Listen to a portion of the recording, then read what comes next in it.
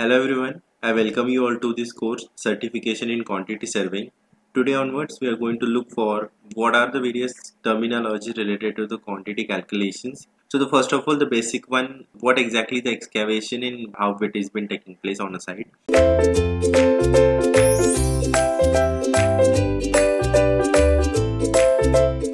There are three parts related to the excavation. First we do the excavation, then we have to do the backfilling, and whatever there is a earth which is left on a surplus as the volume of this excavation will be taken by this foundation, right?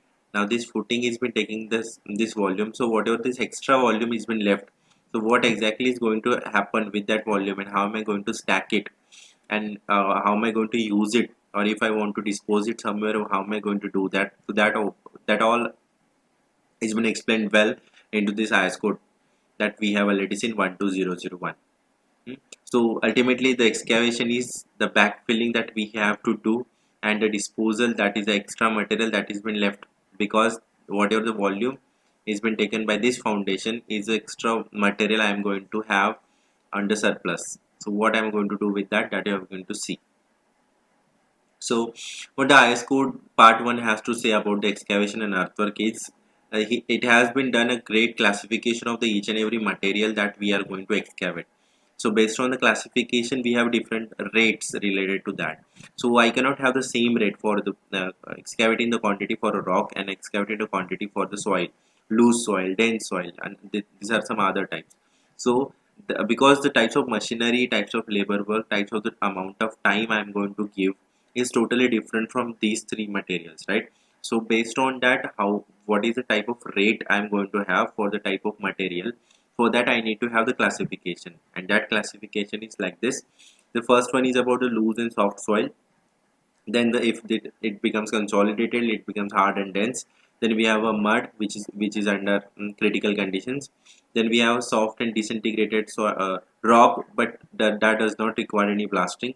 Then the hard rock which requires a blasting, and the hard rock where the blasting is prohibited.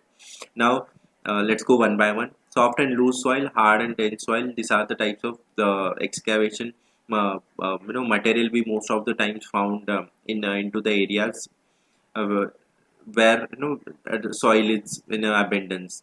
Mud is into the area where the water amount of water is more. Soft and disintegrated rock we have called murum or something like that. If it is so we can use in a machinery so as to dig it down, up. Then we have a hard rock where the blasting is allowed, and a hard rock where the blasting is prohibited. Prohibited areas, if I want to do some construction in residential area, and if there is a hard rock, so I cannot go for blasting. So therein I have to do some other terminologies, other equipments I have to use. So based on that, these classifications are made. Then there are types of excavation that has been explained very well. The first one is called as a surface dressing. In this, we have this trimming of natural ground, excavated surface, and filled up the area to remove the vegetation up to the not exceeding 150 mm deep.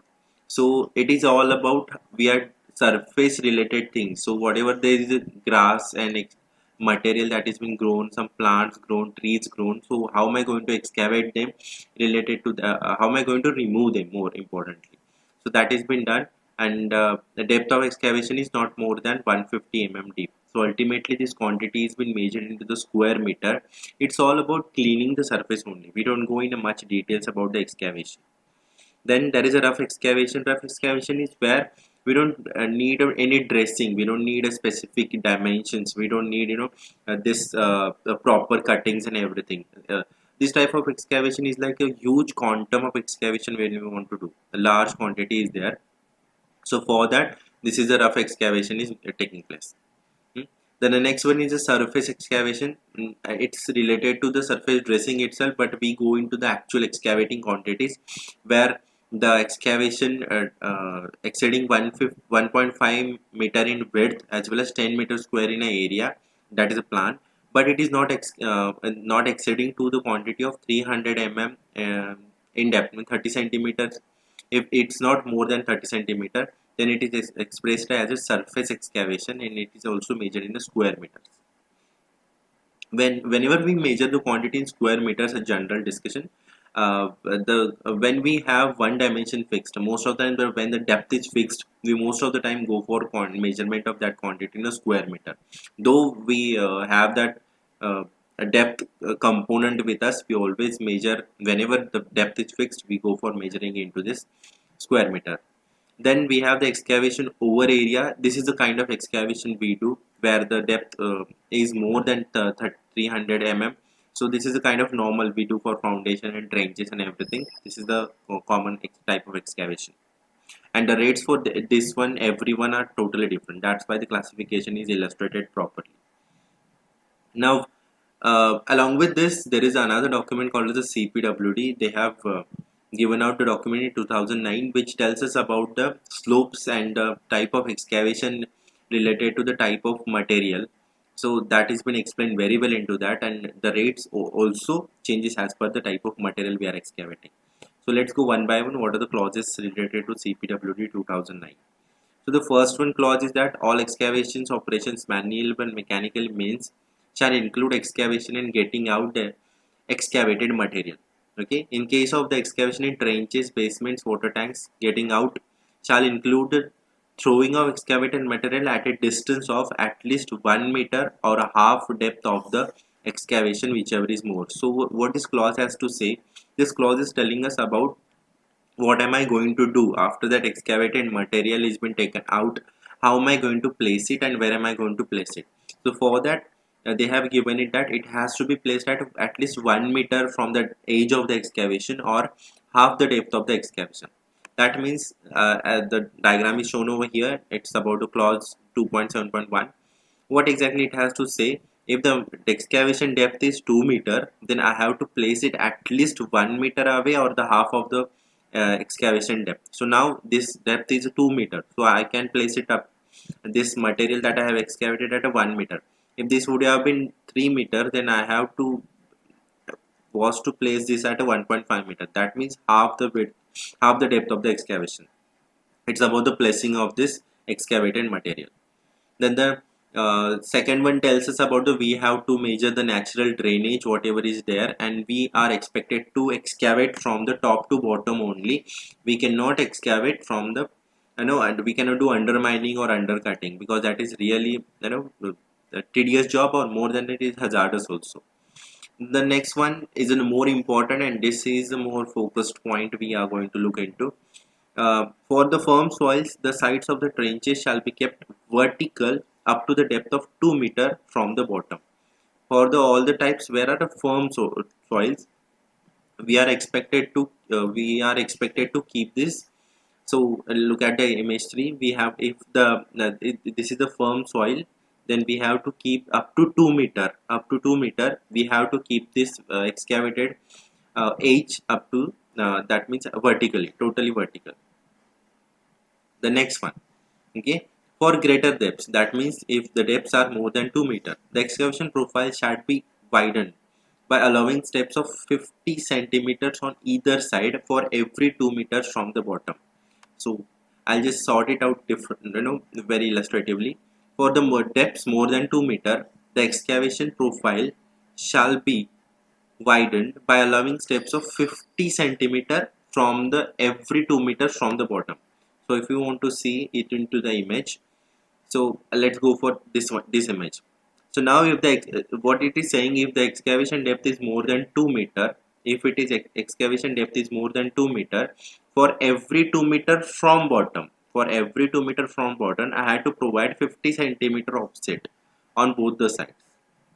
So that means ultimately, if the excavation area is suppose my foundation area is this much, okay, but at the ground level I'll be excavating 50-50, that is 100 centimeter more from each side. Are you getting this? This is what the difference is.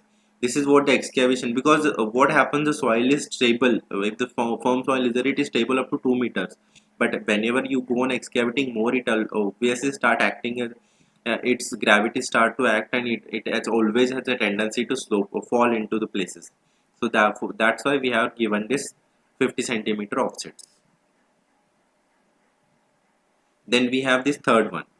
Alternatively, the excavation can also be done so as to given a slope of 1:4, that is 1 horizontal to the 4 vertical.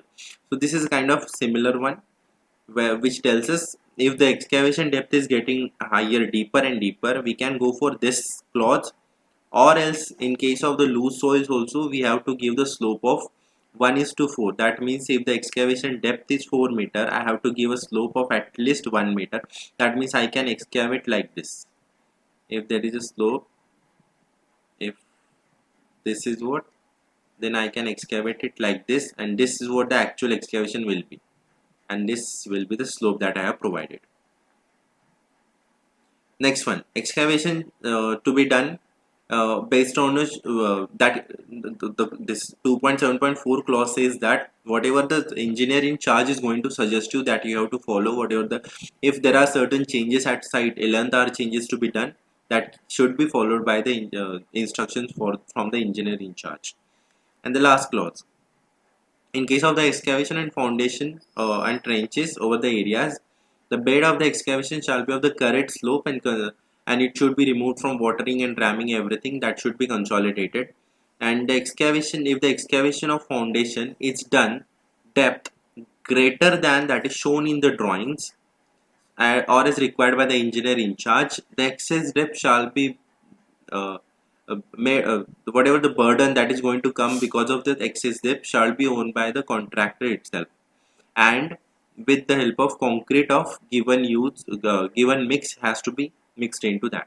So what it has to say, suppose in a clause it was mentioned that in a contract it was mentioned that the excavation depth is only 2 meter, and suppose because of the ignorance or some technical and not understandings in anything, the contractor excavates certain meters more, suppose 0.5 meter also or anything.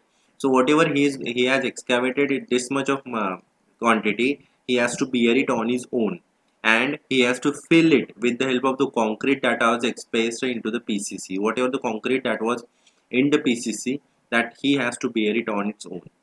So these are some of the clauses that are very essential we have to consider while calculating the quantities related to the earthwork. We'll be seeing them many more as we are going to calculate the quantities from the next lecture onwards. So with this, I wish you all the best. Thank you so much.